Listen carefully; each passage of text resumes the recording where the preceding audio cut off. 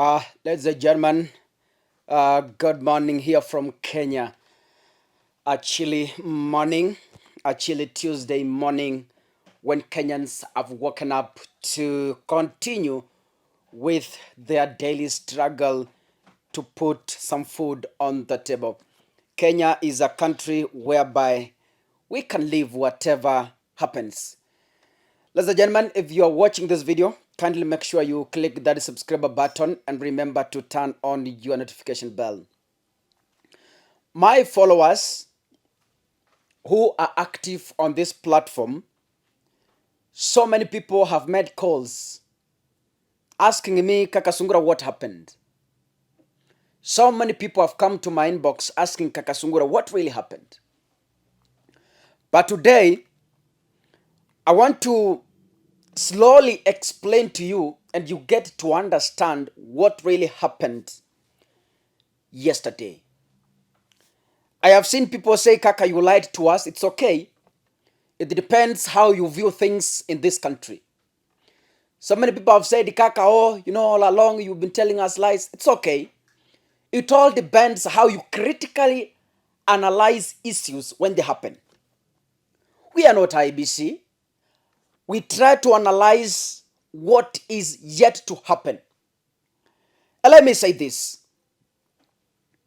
If you were taught critical thinking in school, yani thinking beyond your naked eyes, using what we call the third eye, yani going beyond the normal to try and understand why A, B, C, D happened as it was planned to happen as per FGH.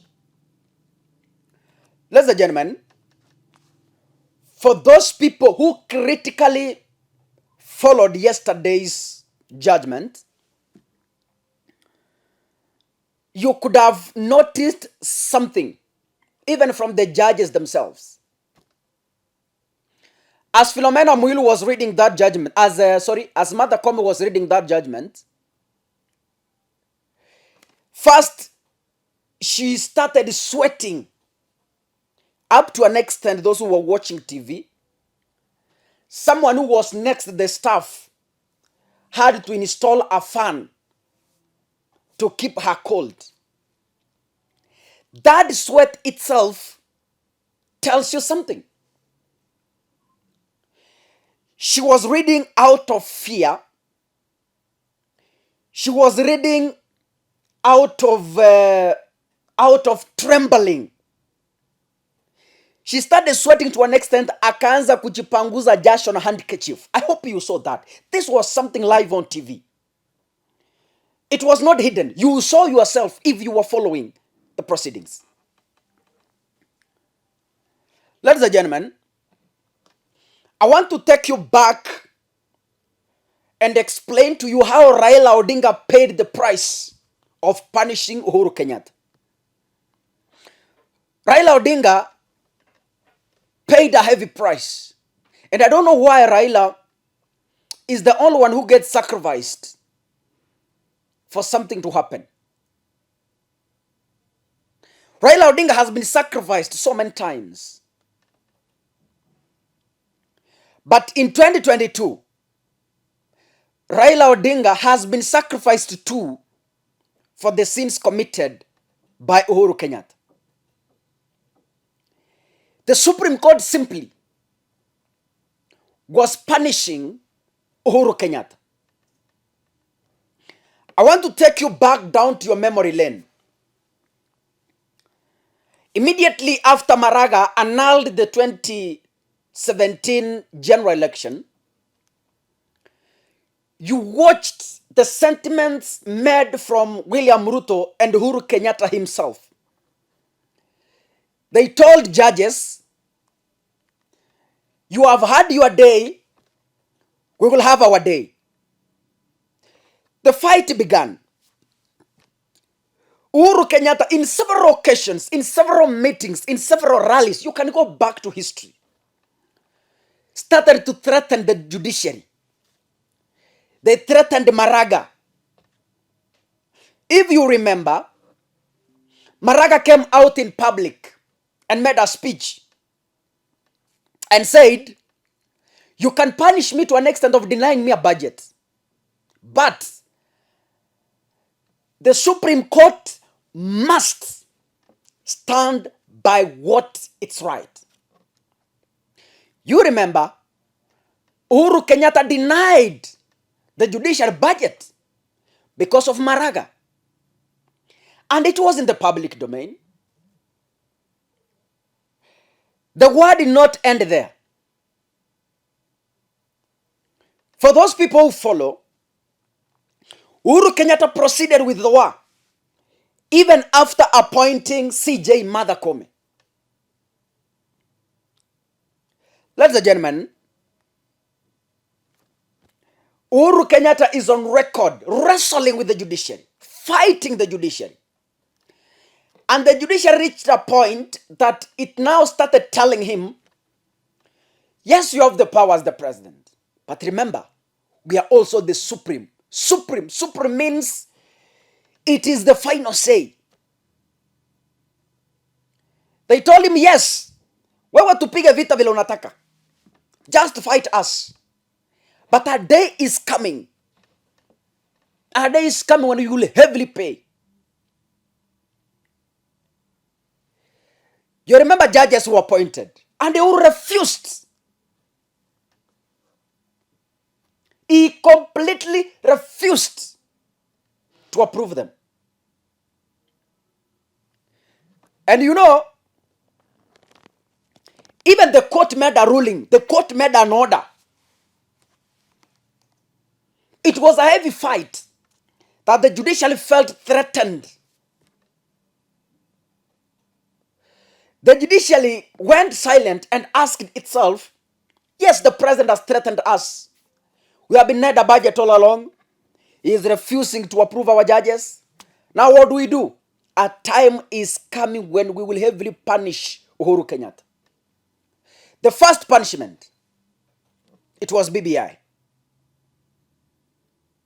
BBI was thrown out because the court wanted to heavily tell Uhuru Kenyatta, yes, you have a say, but then we are the supreme.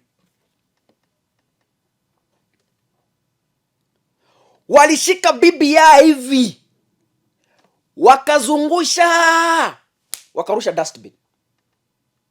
That was a punishment and nothing else. Then later, at around June 2021, that is last year, after the court threw out BBI, Uhuru came out guns blazing, attacking the judiciary. In public, at a national event, Uhuru attacked the judiciary.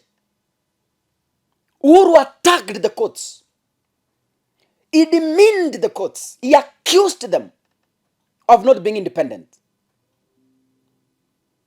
He accused them of denying Kenyans justice. Ladies and gentlemen, I want to make you understand that it's not that Raila lost an election. Raila was destined to win from the word go. But the only mistake he did is to associate himself with the president. That is the first failure. Although he won, but then, you know, I was listening to the judges. They were full of arrogance. The verdict was full of pride. The verdict was full of abuses. The judge even lost the court, the court vocabulary, and turned out to use abuses, to discriminate, to intimidate the petitioners. You saw that with your own eyes. It's not something that was hidden. I don't know.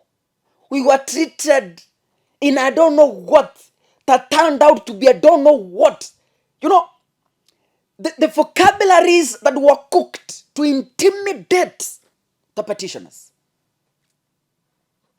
It was not a court language. It was a language to show Kenyans that we are angry, we are fed up. It's time to revenge.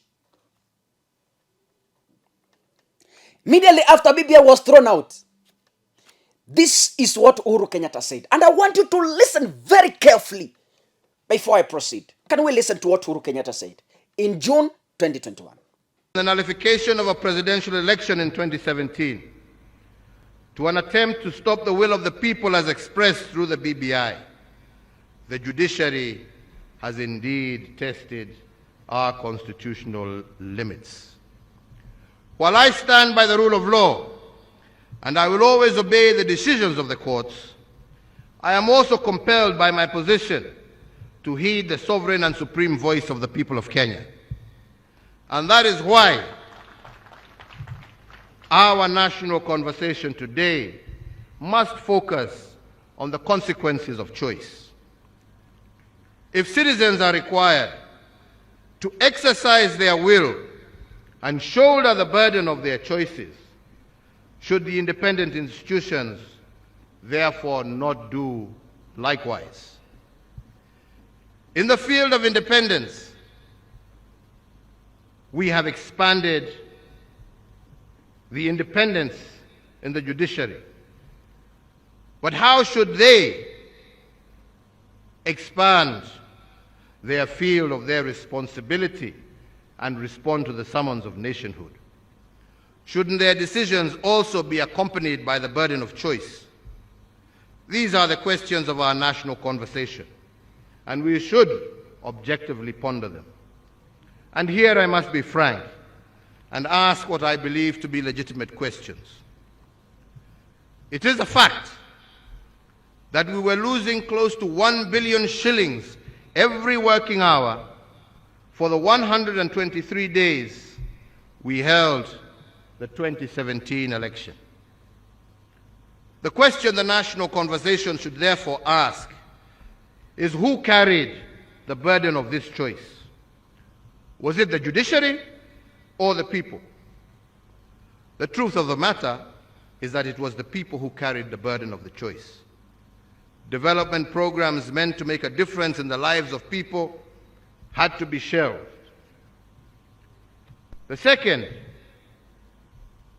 is that as a consequence of 2017, we initiated, together with millions of Kenyans, the BBI process that was meant to build bridges and create inclusive politics and end ethnic majoritarianism.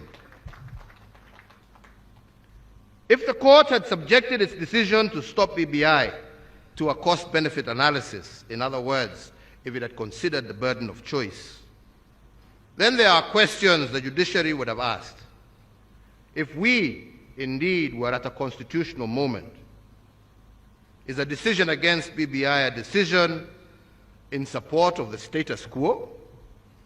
If BBI were to be stopped, who carries the burden of choice? On whose shoulders will ethnic majoritarianism rest?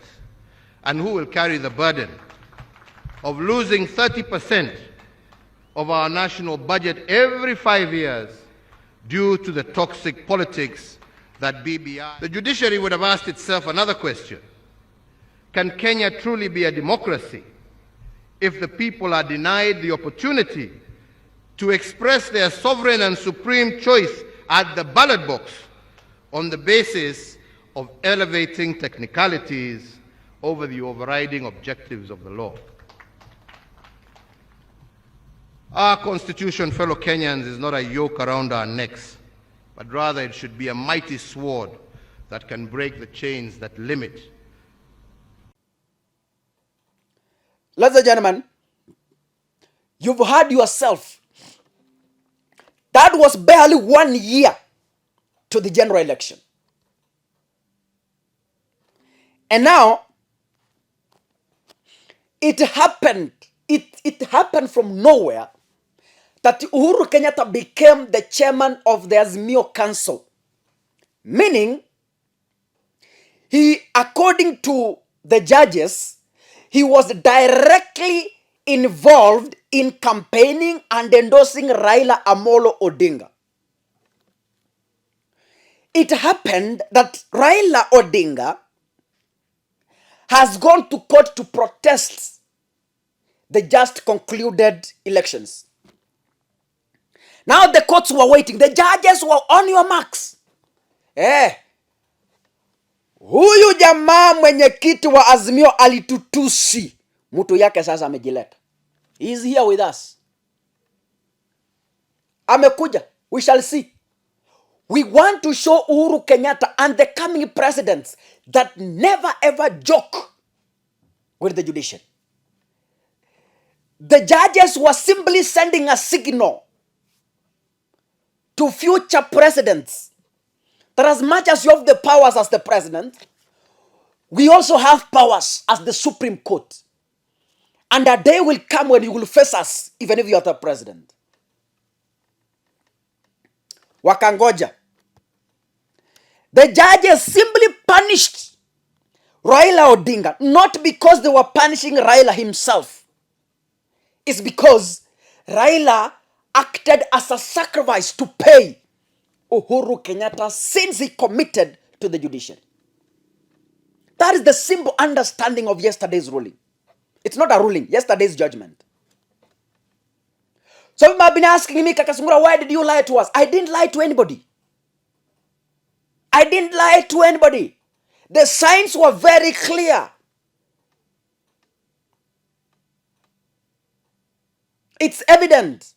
And the content was only made to those people who think critically beyond the ordinary.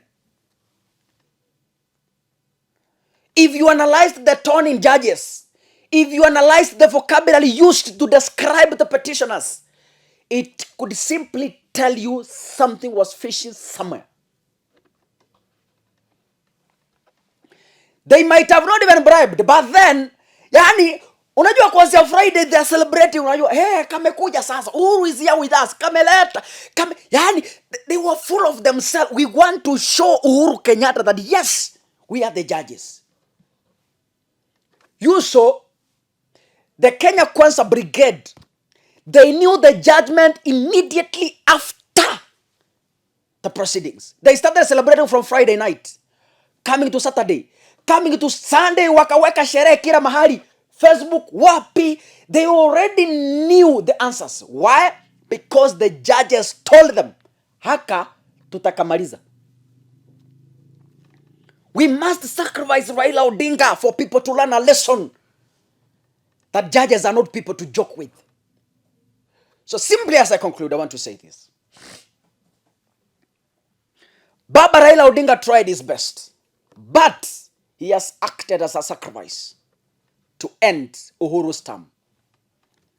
Baba was sacrificed. Baba ni mwana kondoo. Alitolewa kama dhabihu. But then, I believe, one day, Raila Odinga will find justice. One day. And I want to tell, as I said in my last video, ukweli utaanza kujulikana hivi karibuni. We must be told the truth. It's coming out, ladies and gentlemen. Sio kitu ya kuficha. Ukweli utajidhihirisha in few coming days. It will be documented one time, one day.